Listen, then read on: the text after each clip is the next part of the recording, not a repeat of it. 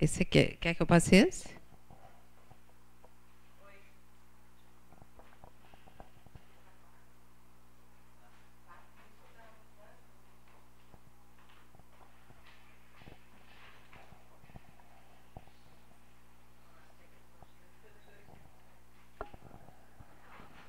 Oi, agora sim.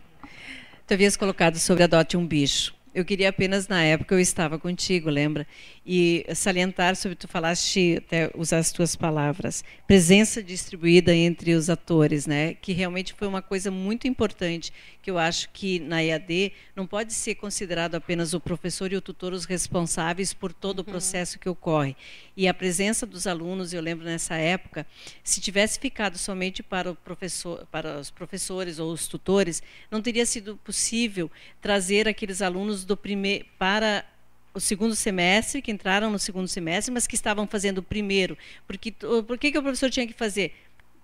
Trabalhar com aquela turma do segundo semestre, trabalhar com a turma do primeiro semestre, mas, ao mesmo tempo, qualificá-los para todas aquelas novas tecnologias. Quem é que fez isso? Os alunos, os colegas que adotaram. Então, os padrinhos, as madrinhas, basicamente. Então, essa é uma questão que eu considero extremamente importante, essa presença dos, não só dos professores e tutores, que ela é essencial, mas também dos alunos, dos colegas. Apenas um que eu participei muito e eu considerei, e essa tu trouxeste uma história que eu achei muito importante na época.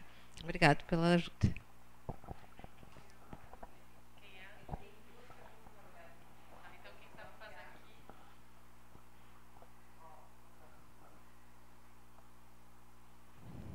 Eu não estou achando a pergunta.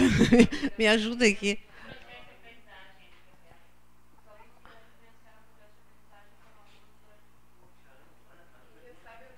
Lê.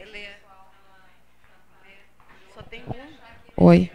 Tá, tem uma pergunta da Gabriela Bula, que diz que ela é doutoranda em Linguística Aplicada na URGS e trabalha como ensino de línguas adicionais à distância.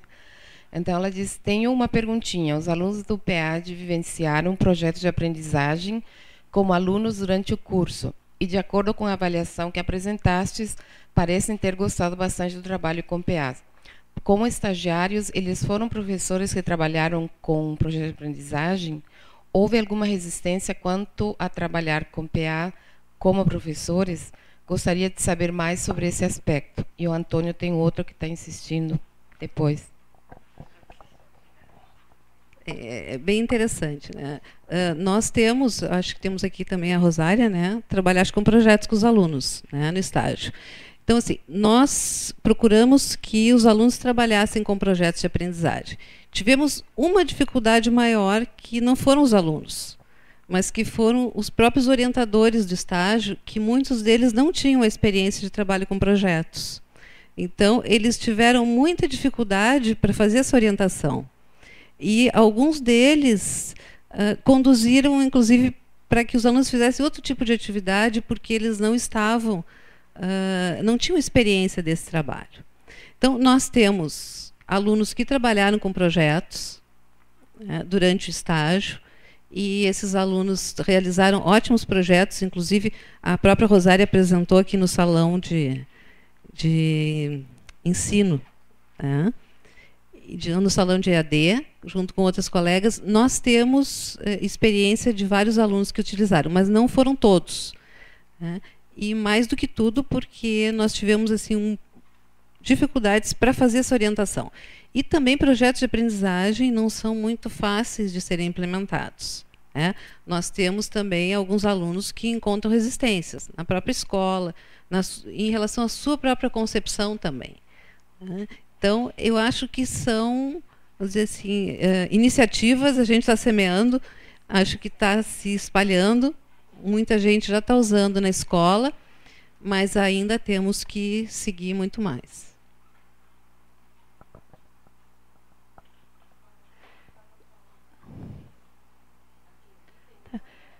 Na verdade, não é uma pergunta, é uma colocação sobre os blogs e os wikis. Até onde eu conceba sites educacionais, eu os concebo como sites que têm uma organização, uma estrutura em rede. A gente vê muitos sites lineares, a gente vê muitos sites hierárquicos, que um cara de organograma, um menu e para onde eu vou, e a gente vê sites que são em rede, ou seja, um cara de mapa conceitual, o que linka com aonde. E os blogs são estruturas lineares cronológicas invertidas. E o Wiki me permite fazer uma estrutura em rede, desde que o aluno consiga fazer isso. Então, eu consigo, aí, através do sidebar e de links associativos, ou seja, aqueles que estão no meio da minha página, fazer outro tipo de navegação que é bastante mais restrita no blog. E uma segunda característica tecnológica que foi apontada ali, estava em verdinho, eu não tinha pensado, é que é muito mais fácil fazer a questão privado-público no Wiki do que no blog. Eu diria que parte significativa do que é feito no Wiki do PEAD não dá para fazer no blog. Ou dá para fazer com muito mais ginástica. O Paulo quer réplica.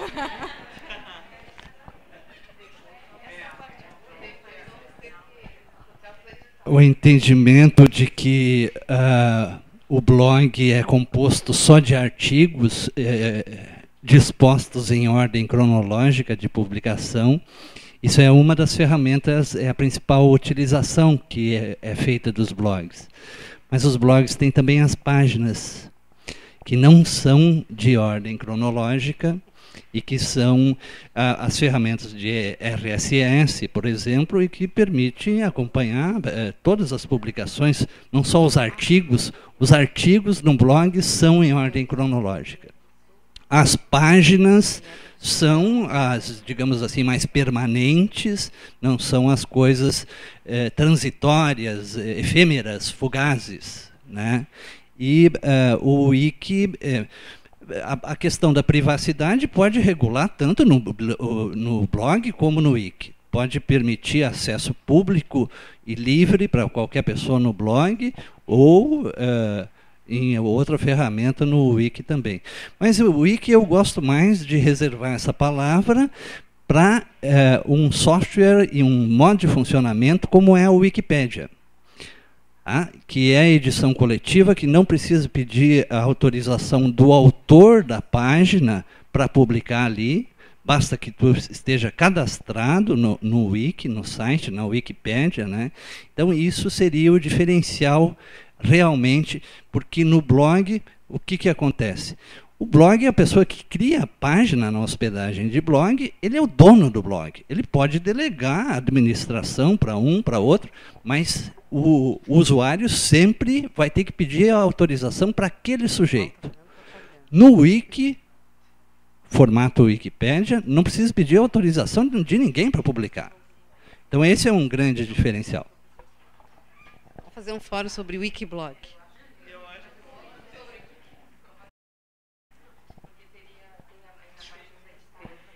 Ok, então tá. Obrigado a todos. Passo aqui a palavra para a Navila. Só de modo geral, o pessoal está elogiando, né, agradecendo a palestrante e estão realmente interessados em que dê continuidade. Bom, mais uma vez, então, agradecemos a disponibilidade da professora Rosane, né, para essa palestra e certamente teremos mais vezes aqui a presença, porque esse e outros assuntos, acho que as contribuições são fundamentais. Bom, o que para mim ficou evidente é que a professora Mara já vamos passar para... ficou evidente assim que a educação à distância ela está renovando o debate pedagógico. Quer dizer, isso é um fato, isso está bastante evidenciado, porque todos os projetos de cursos que eu tenho visto e acompanhado, eles surgem com um intenso debate pedagógico, não é tão comum assim na criação de um curso presencial. E de outra parte, assim, acho que a educação à distância ela se torna mais efetiva na medida em que os projetos eles são desenvolvidos dentro de uma perspectiva de inovação, inovadora.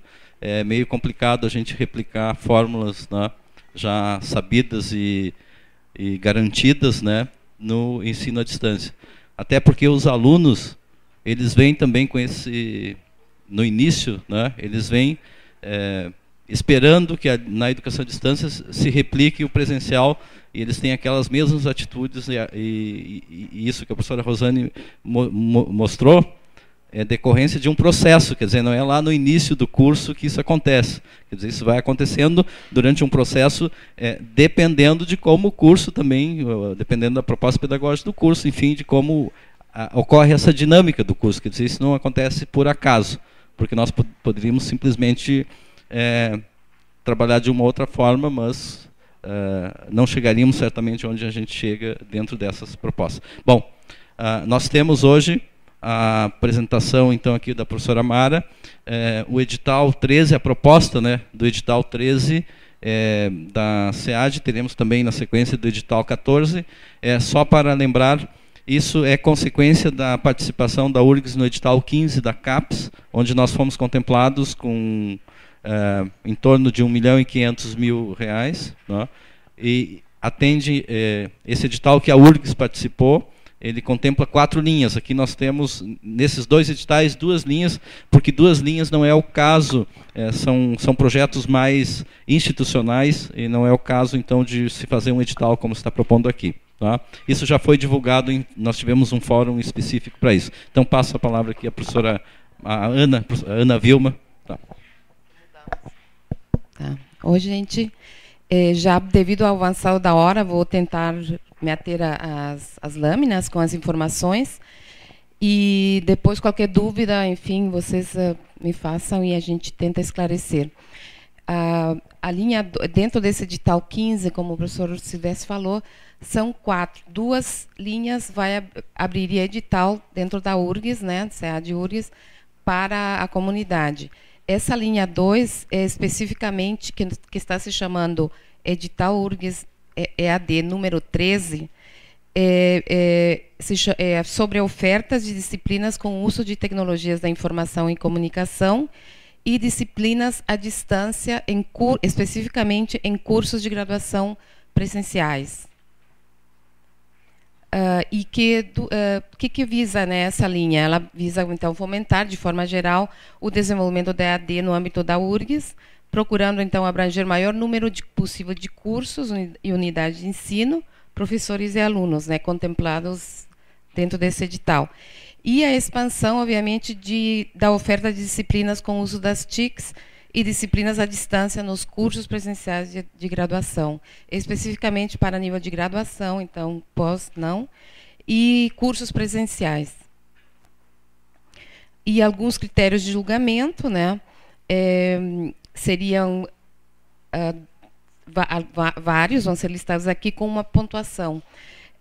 O primeiro, então, seria apresentar os projetos, então, apresentar uma proposta pedagógica que enfatize a interação, aquilo que a gente vem falando, né, que é importante. A gente acredita que a interação realmente entre os sujeitos, professores, tutor e alunos seja incentivado, e também a questão da interatividade nos AVAs, né, no ambiente com objeto de aprendizagem.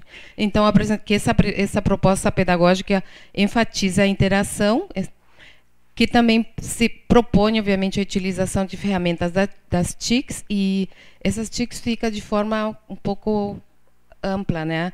Quer dizer, qualquer uso desses 3 AVAs institucionais, que é o Moodle, Roda e Nave, objetos de aprendizagem e outros, né, que a gente não vai fechar, mas seriam considerados TICs. De forma compatível com objetivos da disciplina. Então, tem que ter essa coerência. Também a proposta tem que ter um dos critérios que faça parte de mais de um currículo, que o currículo faça parte de mais de um curso. Vai ser um dos critérios. Claro que vai ter alguma que só faz parte de um e não tem problema, mas vai ser um critério de pontuação no julgamento. O 4º critério seria a clareza nos procedimentos metodológicos da disciplina, ou seja, que o planejamento pedagógico fique claro. Algumas propostas às vezes chegam e a gente não entendeu o que está querendo dizer. Então, a clareza a gente vai realmente considerar bastante. E apresentar, obviamente, o plano de trabalho do tutor, que esse plano das ações do tutor seja coerente com a proposta da disciplina. Tá? Vai ter ainda, se for o caso, um critério de desempate. Nós vamos, então, priorizar a somatória desses 3 itens, né? O 2, o 3 e o 5. Não é? E como nós vamos fazer esse desenvolvimento, essa avaliação e essa implementação em 2 fases. Na primeira fase, como a introdução de tutor em cursos presenciais, atualmente nós temos monitores. Então, é uma coisa nova para todos, né, na URGS, em cursos presenciais. Em cursos à distância, obviamente, já existem. Mas nós vamos, então, fazer primeiro 40, seriam 40 vagas, né, de tutoria para cursos presenciais de graduação. E, numa segunda etapa, abriríamos mais, já achando que a cultura vai ter um pouquinho mais entendida por todos. Na segunda fase, então, vamos ofertar 90 vagas de tutoria. Na primeira fase, seria uma por disciplina, né, no semestre de 2011, 1. E na fase 2, teria vigor 2011, 2. Então, com bastante antecedência, a gente já está querendo divulgar esse edital. As bolsas, os tutores, então, serão pagos com fundos, com bolsa do FNDE, com duração de 4 meses. Tá? E o valor, alguém sabe atualmente? 775. Tá? 65. 10 a mais, estava. Bom, e a gente vai, obviamente, coloca à disposição a assessoria do setor acadêmico da SEAD e do NAPEAD, caso vocês precisem, por ser uma coisa nova, se vocês precisarem de alguma... O cronograma está previsto que seja esse aqui também. Né? Hoje nós estamos fazendo a apresentação, a publicação aí vai realmente vir bem detalhado, tudo certinho, dia 1º de outubro, e os encaminhamentos dos projetos dos professores que se interessarem, então, para a fase primeiro. A primeira fase seria do 20 de 10 a 10 de 11. E para a fase 2, do 2 do ano que vem, de 5 a 20 de 5 de 2011. A divulgação dos projetos contemplados da primeira fase, dia 3 de 12. E a fase 2, 17 de junho do ano que vem. A entrega de documentos para a fase 1, então, 1º de fevereiro do ano que vem, a 28 de fevereiro, e na fase 2, do dia 1º de 7 a 29 de 7. A gente vai fazer por etapas, mas temos bastante tempo, então é uma coisa que acho que a gente vai começar a se apropriar da ideia, etc.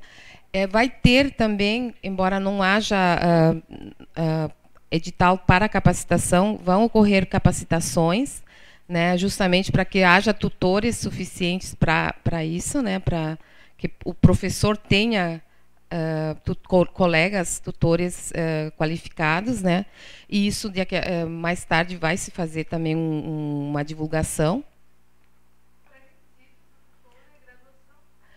Não, seriam os... A Laura pode esclarecer melhor. Os pré-requisitos são os mesmos das bolsas UAB, FNDE. Ou seja, tem que ter graduação, né, o mínimo, estar cursando uma pós-graduação, lato sensu ou stricto sensu, ou já ter formação pós-graduada, ou então ter 1 ano de experiência no qualquer nível de magistério, básico, ensino básico ou superior, no mínimo 1 ano. As mesmas. E não pode estar recebendo outra bolsa, né, tipo, nem de outro programa, por exemplo, pró-licenciatura, né, de algum ETEC, nenhum outro programa, mídias, não pode estar recebendo outra bolsa FNDE, né, não pode acumular. Pode acumular com a CAP. Pode acumular com a bolsa de mestrado CNPq CAPES, aquela prof. Não pode acumular com a bolsa do mestrado do Reúne. Essa não pode.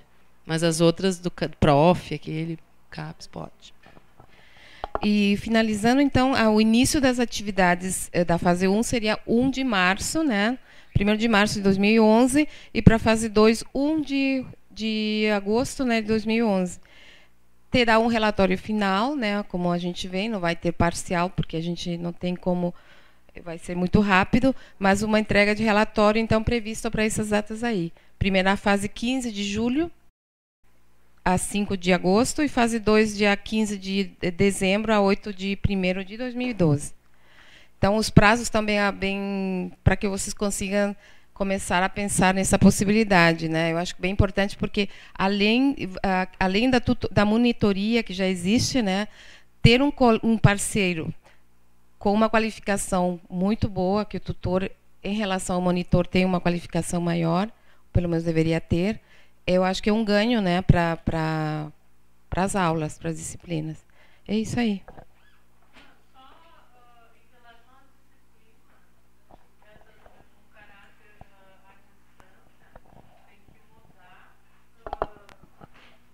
Na Congrade. Na Congrade. Tem que ter aprovação da Congrade. Tem... Não, a discussão que a gente teve é que o projeto pedagógico do curso deve prever, eu fui consultar a minha Congrade, o projeto pedagógico do curso deve prever a possibilidade de realização das disciplinas à distância, qualquer modalidade. Mas aqui a gente contempla, por exemplo, uma disciplina que é presencial e que utiliza a tecnologia. Então, não é necessariamente a realização de disciplinas à distância, né? As disciplinas que envolverem a tecnologia e no teu projeto tu discute como tu vai te utilizar disso podem ser contempladas com o tutor. Não, isso a gente... Não,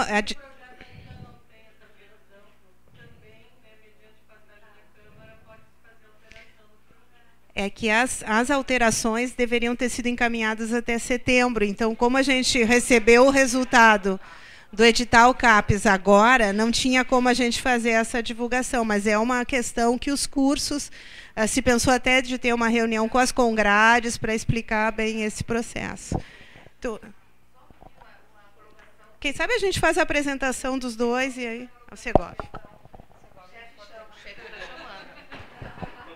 Tá, gente, só uma pergunta aqui, que ele insiste, o Segovia, né, que é o coordenador do AB aqui na URGS, complementando, ele diz, o que disse a Laura, comentando o que disse a Laura agora há pouco, né? Não pode acumular bolsa de mestrado com bolsa de professor, apenas com bolsa de tutor. Sim, tá. Eu acho que é isso, Segovia.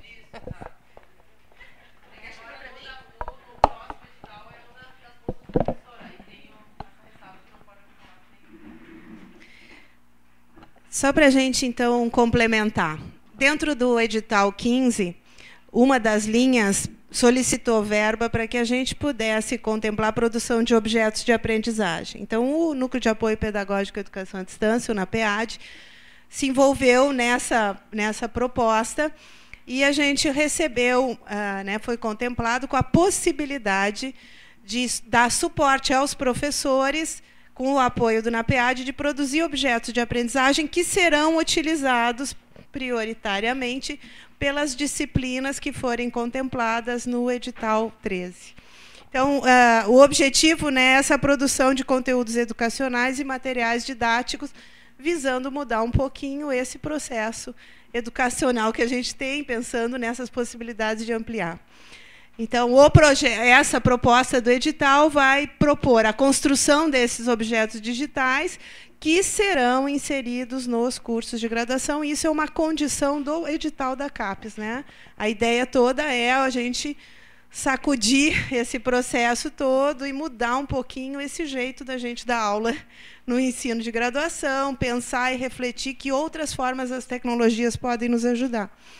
Então, a questão do objeto de aprendizagem a gente vai descrever detalhadamente no edital, mas a condição de que ele seja vinculado ao desenvolvimento de um conteúdo e a alguma atividade de ensino, ele tem que, no nosso caso, não dispor ou exigir o uso de algum software proprietário, ele puder ser utilizado na web, estar acessível, disponível, envolver um guia de utilização, declaradamente, né, onde o aluno entenda quais são os propósitos da sua utilização.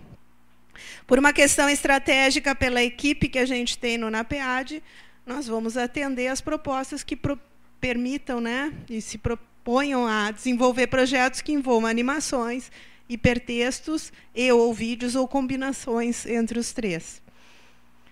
Então, no processo de seleção dos projetos, e os projetos envolverão uma bolsa para o professor durante 3 meses, para apoiá-lo, né, nesse desenvolvimento. Ele vai trabalhar junto com a equipe do NAPEAD, com a assessoria do professor Júlio, minha, e com a equipe de bolsistas de produção dos objetos, durante esse período, tendo como produto esse objeto que pode ser utilizado, então, nas disciplinas. Então, as condições, né, de submissão do projeto vão levar em conta prioritariamente aqueles que vão estar contemplados e vão oferecer a disciplina envolvendo o uso desse objeto que está sendo desenvolvido no edital. Ali ficou o edital 14, mas vai ser o edital 13.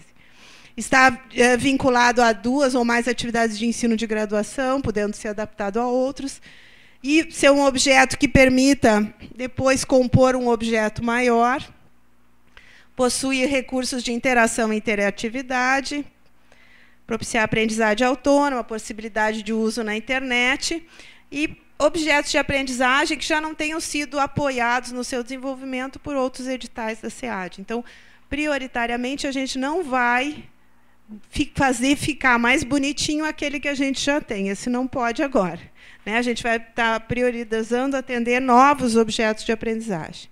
Então, o professor vai ser contemplado com um computador e uma bolsa FNDE durante 3 meses. Essa que não pode acumular. Nenhuma pode, né? A não ser com o edital a de tutor por causa da bolsa de pós-graduação. Mas o professor Júlio tinha me pedido para consultá-los, né? A gente agora está com um público um pouco pequeno, mas a gente precisa definir que tipo de computador é esse. Então, se vai ser um desktop ou vai ser um notebook, é uma definição que a gente vai ter que tomar para que, quando iniciarmos o projeto, a gente já possa atender os professores. Ele ficou me questionando, né? Hoje, a gente fala muito de querer, todo mundo quer notebook, porque eu acho que é da moda. O problema do notebook bom é que ele pesa uns 3,5 kg. A gente não consegue. Eu estou, né, fazendo o contra-argumento.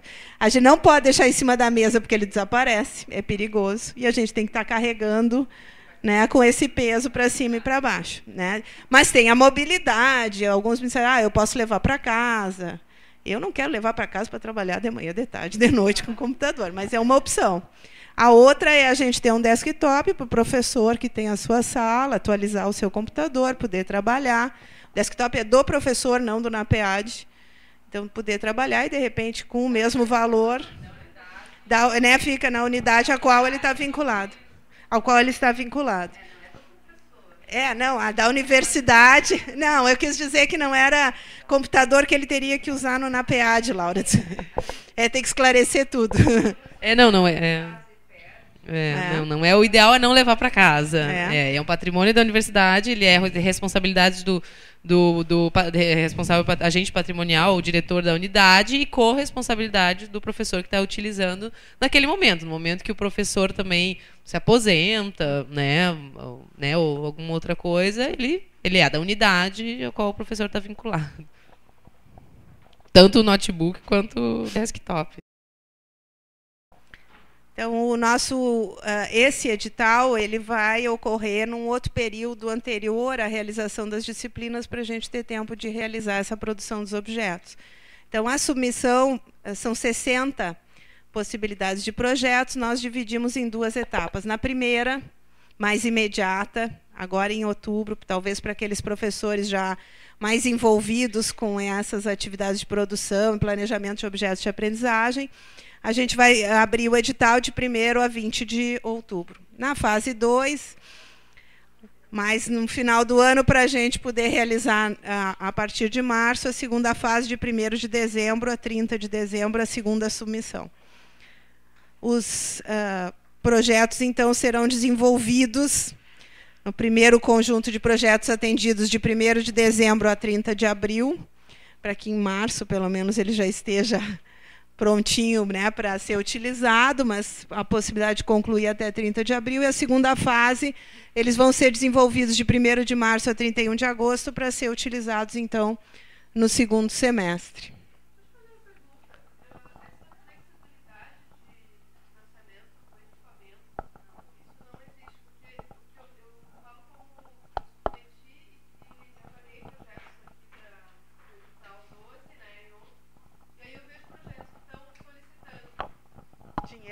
Dinheiro é com ela.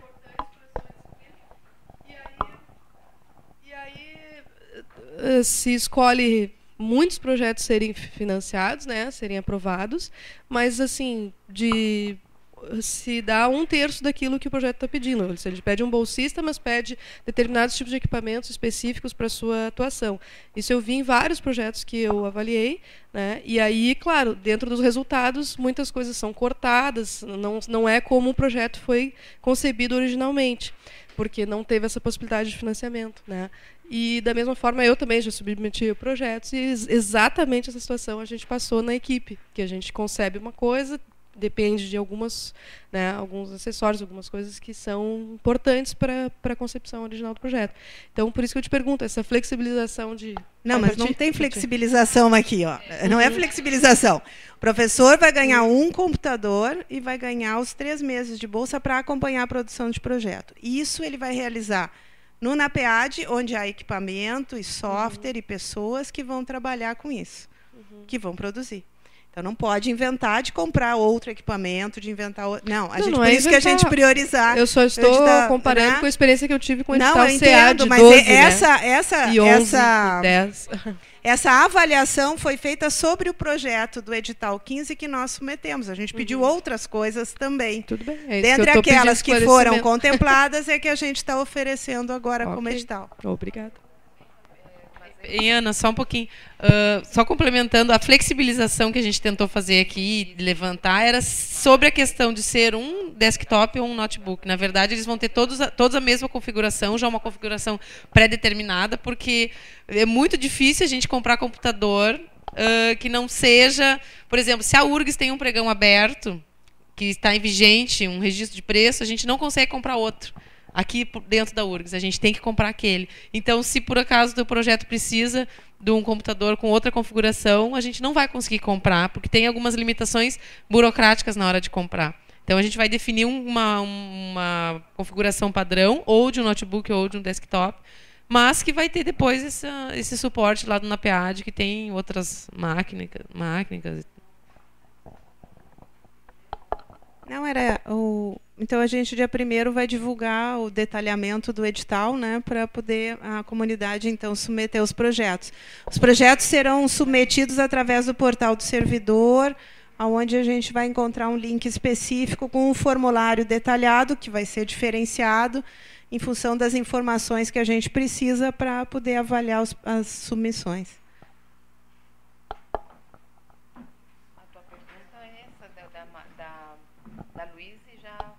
A Luísa tinha perguntado quem vai desenvolver os objetos de aprendizagem serão os bolsistas do NAPEAD.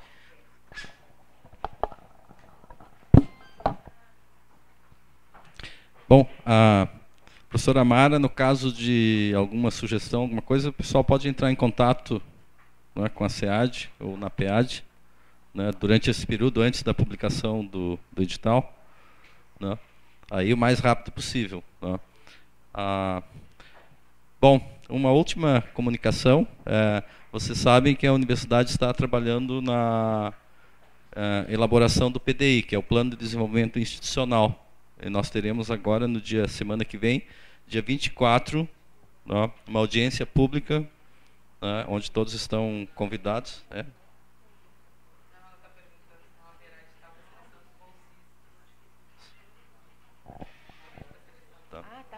Quer responder? Tá. Então, no dia 24, nós teremos audiência pública referente ao PDI, Plano de Desenvolvimento Institucional. A Secretaria de Educação à Distância está discutindo internamente o plano de EAD para a universidade. Então, estão ocorrendo reuniões internas por equipe, por áreas. E também nós teremos o próximo Fórum de Educação à Distância, ele vai tratar do plano de educação à distância para a universidade. Então, também todos estão convidados.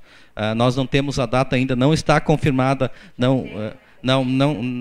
tem uma informação nova que relacionado com a agenda do professor Sérgio, que possivelmente não, quer dizer, não será possível, provavelmente não será possível no dia 30, a data que estava pré-definida. Então, mas será próximo a essa data, antes ou depois do dia 30, mas em princípio é provável que não ocorra no dia 30. Mas teremos então aí uma discussão aberta com a comunidade acadêmica em relação ao plano de educação à distância e também de que forma esse plano de educação à distância vai se inserir no plano de desenvolvimento institucional da universidade. Isso, de fato, é muito importante por uma razão muito simples. Primeiro, porque é importante a gente pensar o que se pretende, né, fazer esse planejamento que dá para chamar de médio prazo, né, 5 anos ou 10 anos. Né? Então, nós precisamos pensar aí a educação à distância aí pela frente e pensar de uma forma integrada, em consonância com as políticas da própria universidade. Por isso, esse plano de educação à distância deve estar integrado às políticas da universidade que está se pensando para a educação à distância. Uma questão assim que torna bastante relevante a definição desse plano e a inserção no PDI é porque tudo que estiver fora do PDI, depois nós teremos dificuldade de levar adiante como projeto. Né? Então, se nós não previrmos alguma situação para a educação à distância, futuramente, se houver, por exemplo, um edital do MEC e aquela situação não estiver contemplada no PDI, talvez nós possamos ficar de fora, né? Inclusive nem poder submeter propostas. Por isso que é importante a gente ter uma visão assim bastante ampla, né, do que desse planejamento da educação à distância aí, para a universidade. Né? Então todos estão convidados a colaborar. Este fórum é fruto disso, né? Surgiu dessa necessidade e com essa intenção, quer dizer, esse fórum que foi de educação à distância que iniciou-se em 2000, que está fechando 10 anos este ano, nasceu com esse propósito, né, de se construir as políticas para a educação à distância na universidade.